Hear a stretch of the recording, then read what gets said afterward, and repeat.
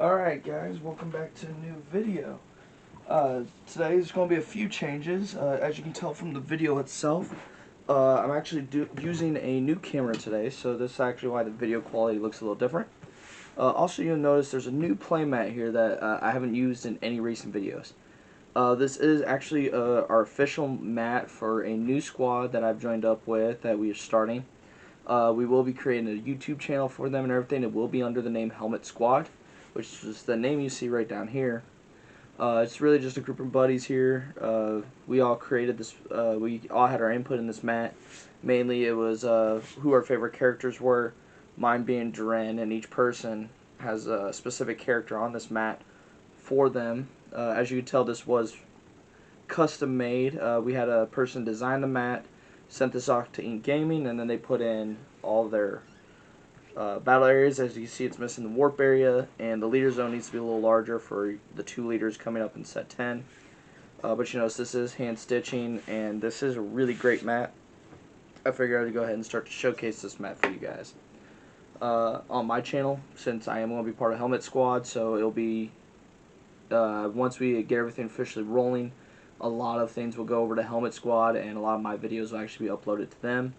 So that content will be transferred. I'll let you guys know though when that actually happens. So today I'm going to get into a deck profile, mainly because I'm still kind of hooked on Vegas's PPG and the top 16, 4 of which being Jiren. If you actually look at my video history, I've made a Jiren deck profile back in the day when Jiren first came out, back in what was that, Tournament of Power.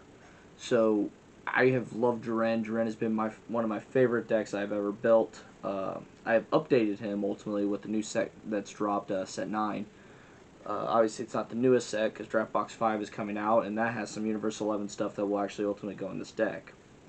But with Vegas opening, and I started looking at some of those Jiren decks, I noticed they don't run like me, and I think mine is a lot more fine-tuned. I've already had a buddy of mine actually build one of those top 16s, and I ran a mirror match, Jiren versus Jiren, my Jiren versus theirs. Mine spanked them completely. It wasn't even a no contest. It was just so bad. I'll tell you right now, my Jiren in tournament play has only lost 1 time, and that was against the new Hachiak deck that runs Black Smoke Dragon, but the guy I ran against actually ran with the SCR Demigra. And he's running, a lot of different stuff than the old Hachiak. And the only reason I lost is I decked myself. I was at 3 life, he was at 5, and I decked myself. That was literally the only thing. We had 2 minutes left in the entire match. It was a best of 1, so I'll say, you know what, I was a good 50-50 shot on who was going to win, to be honest, because I was going to hit him for quad. He just happened to have enough on the board that he was blocking it. So knowing that history of this deck, I mean, this deck is, I think, 6-1 totaled out in tournament play because of that tournament. Or 7-1, somewhere around there. 6 or 7-1, somewhere around there. But because of that, I'm going to get into this deck profile and show you guys kind of what I'm talking about. So let's go ahead and start with the Jiren leader. So the Jiren leader I am using is the set 9 leader, Jiren. He has 2 auto effects. Auto, take a life. When he attacks, you can either draw a card and he will get 5,000 power, or you could play a 2 or less Universe 11 from your hand for free. Pretty good, decent 2 autos. It works really well. It also works well for the 10-drop Jiren that reduces the energy cost for each Universe 11 on the battlefield. So if there are 8 Universe 11 on the battlefield, this guy's ability triggers. You can put your 10-drop Jiren that costs 2 onto the battlefield using his ability. Now, if your opponent lets you have 8 Universe 11 and you haven't awakened him yet, there's something wrong, but, we're not going to go there. His awaken, 4 less life, draw a card, untap an energy, flip him over. Now, you'll notice this is a different Jiren what I've used in my previous Jiren deck. My previous Jiren deck had a Quad Striker as its ability on its awaken end. I will tell you why I switched to this, because of his Activate Battle. Now, going on his autos, when he attacks, draw a card, this guy gets plus 5,000 power. So ultimately I'm swinging with 20,000 power, and I get draw a card. Now his Activate Battle, though, is I choose a card from my life, add it to my hand, I will not take battle damage for the rest of the turn. That is his Activate Battle. So say someone swings at you with Heartfelt Plea, Activate Battle, because I don't have anything else in my hand. Activate battle. I add a life to my hand. I'm not taking battle damage. Now there are a few cards out there that go around this. The SCR Super Saiyan 4 Goku, as well as Universe 7, the new Universe 7 where Catastrophic Blow, as well as the Goku. Those will still damage you. But ultimately this deals with like a good, 90% of the decks out there. I'm not taking battle damage for the rest of the turn. This is a very OP card. For something like that, that is just ridiculous. And you'll see why in this deck that becomes just stupid, is because ultimately that's my last line of defense, and in my deck that's saying a lot. So we'll go into that starting now. We'll start with the support. The first support is actually going to be 8 cards, or 16 cards I believe. 8, 9, 10, 11, 12 cards. So it's 12 cards. All of them are counters. So 4 light bullets, 4 flying nimbus, 4 concoct zones. So Concoct Zone is a negate attack. If your leader's Universe 11, I get to tap down one of my opponent's battle cards. So it's nice because say they're swinging with one of their big guys, or say they're swinging with a little guy. They swing with their leader card. I play Concoct Zone, I can tap down their Heartfelt Plea. Now they got to deal with that. So I get rid of an attack of say like a dual attacker, or if they have Pan Heartfelt Plea, I get rid of Heartfelt Plea's initial attack, so it's really broken. Next is Flying Nimbus. Most of you should know what this does. If you don't, I want to explain it real quick. It's just negate attack, pitch a yellow card, they'll have one more attack with battle cards. That's Flying Nimbus. It is the go-to yellow counter. I really do not care what anyone says. If you play yellow, this is your go-to counter right here. But set 9 decided to put in this. It's a light bullet. This is basically Flying Nimbus. But instead of pitching a yellow card, you tap 2 yellow battle cards on your battlefield, and then they get one more attack with a battle card. So ultimately, this deck runs 8 Flying Nimbus and 4 Concoct Zone. And you can see with that many counters in the deck, it's really hard to get through. So that's just 12 of the cards. That's already 12 of my cards. So you can see that's pretty ridiculous.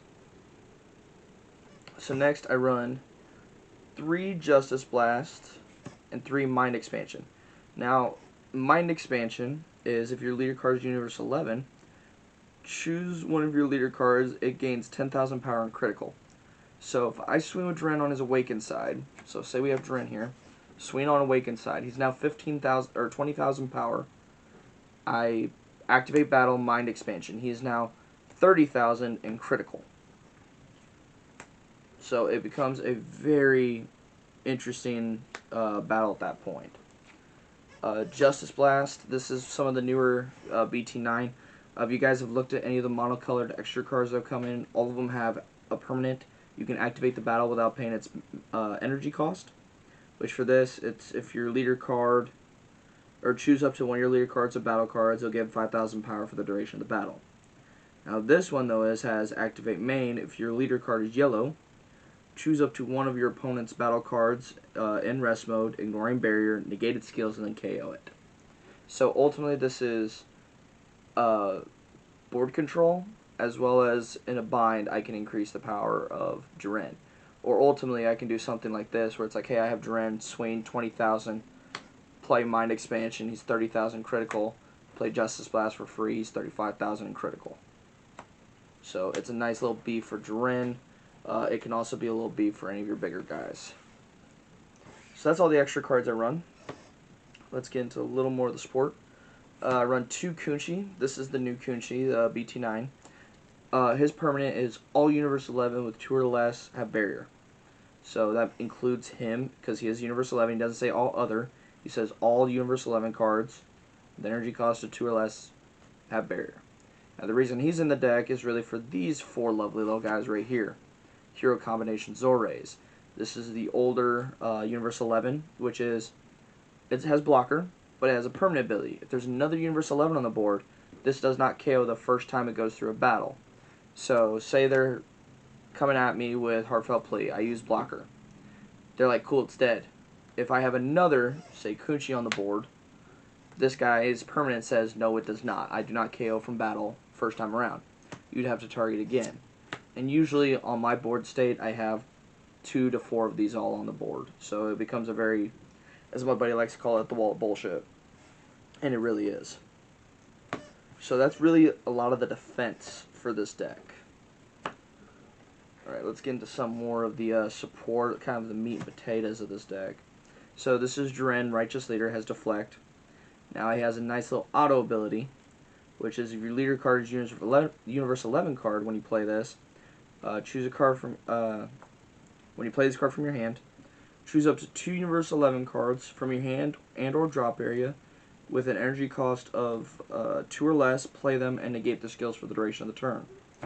So say I have Combination Zore in my drop over here, and I have a Makarita or a Kunchi in my hand.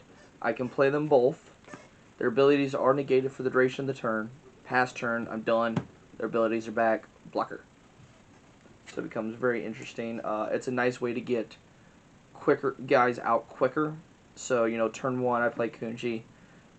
Turn 2 I'll play like Margarita or Hero Combination Zore. And then I'll have, usually from Jiren's autos, I'll probably put 2 more Zores out or 2 more Margaritas. So on turn 2 I ultimately have 4 guys already on the board. So my 10 drop is now a 6 drop as of now. As of turn 2. Turn 3, play Jiren. I now have a 5th guy on the board. I drop 2 more, 2 or less. I now have 7 guys on the board. That gives my 10 drop Jiren 10 or 7 less, so he's now 3. Usually then I can pass turn. I can usually kind of negate, stall out game. So this is how you're doing it to get your Jiren on this. So say you go 1 more turn, play anything else, play another 2 drop. You now have that, activate swing, activate auto, play your 10 drop for free. So that's the easy way to do it, and that's using this Jiren's ability. Now, next one is I run 3 Macaritas and 3 Topos. So these are both BT9. This Margarita, they're both Universe 11. This has 2 autos. The first auto is if your leader card is yellow, when you play this card, choose up to 1 of your opponent's battle cards and negated skills for the duration of the turn. If the turn chosen card is in rest mode, it can't be switched to active mode during the opponent's next charge phase. So ultimately, again, board control. Secondary auto. If you have green energy when you play this card, or excuse me, when this card is removed from your battle area by an opponent's skill, choose 1 card in your opponent's hand and place it in their drop area. So hand control, board control. Topo is if your leader card is Universe 11, when you play this card or it is placed in the drop area from a battles area by a player skill, I can choose a card in the opponent's hand and put it in their drop area. So hand control, hand and board control. It's really nice stuff here it's really control-y deck for yellow. My next 2 is 4 Secret Vitality Jiren. I only run 1 of the Bell mod. It's the new clown in BT9 mainly because it's a placeholder. Really, I don't know what I want to put so far. I'm kind of holding out until this deck goes up to 60. So right now it's just a placeholder. It's probably going to be a placeholder for something new that's coming up here soon. So Belmont's nice though. He has an activate main. Choose 3 of your battle cards. Place them in the owner's drop area. Play this card from your hand. Auto, when you play this card, choose up to 1 of your opponent's battle cards and KO it.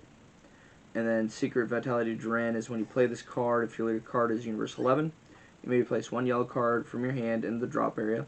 If you do so, choose up to 2 of your opponent's battle cards in rest mode and KO them. So again, a lot of board control in this deck. Alright, so let's get into some of the higher up cards. I'm running 2 of the new Dipso, 3 of the new Analaza, and 2 of the 10-drop Jirens. Now, these 2 have Successor. Now, if you don't know what Successor does, it's very interesting. So for Successor is you tap whatever the specified energy cost is for the Successor. So for Dipso, it's 1 yellow. For Jiren, it's 2 green, 2 yellow, and 1 of any. And ultimately what you do is you take any mono green, mono yellow, or multicolored of the cards. So it actually works for any Successor. So any monocolored of the 2 colors or multicolored of the 2 colors. When their energy adds up, you put them in your drop area. When their energy adds up to the total cost of this guy, then you can play him for the Successor cost. So that's what this guy does. He has Barrier, Energy Exhaust, and Successor. Then he has auto. If your leader card is Universe 11, when you play this card or it is placed in the drop area from your battle area, draw a card. So some nice hand. Easily I can add some cards. This one, he has Quad Strike, but honestly I don't really play this one. It's usually used for energy.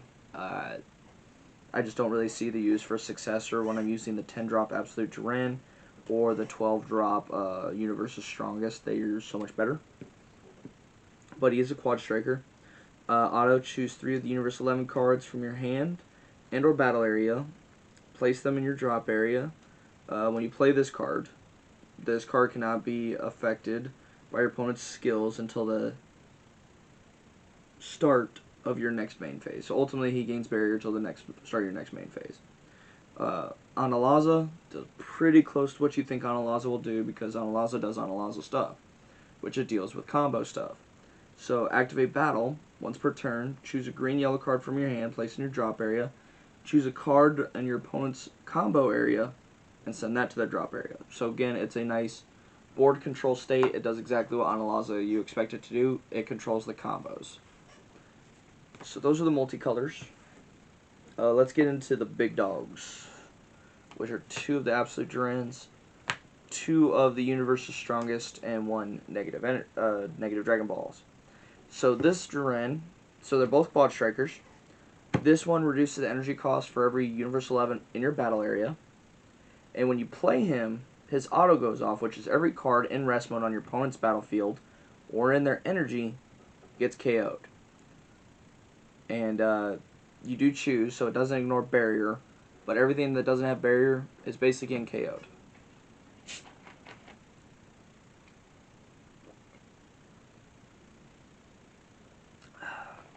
And then finally you have the 12-drop, which is Quad Strike again, has Deflect, has Permanent. If you have 9 or more Universe 11 cards in your drop area, reduce the energy cost of 6, so this guy becomes a 6 cost.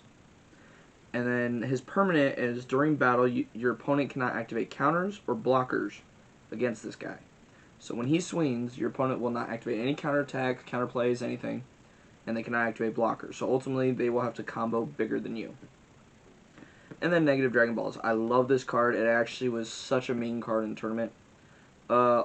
It is ultimate, so obviously you can only have one. It is an SCR.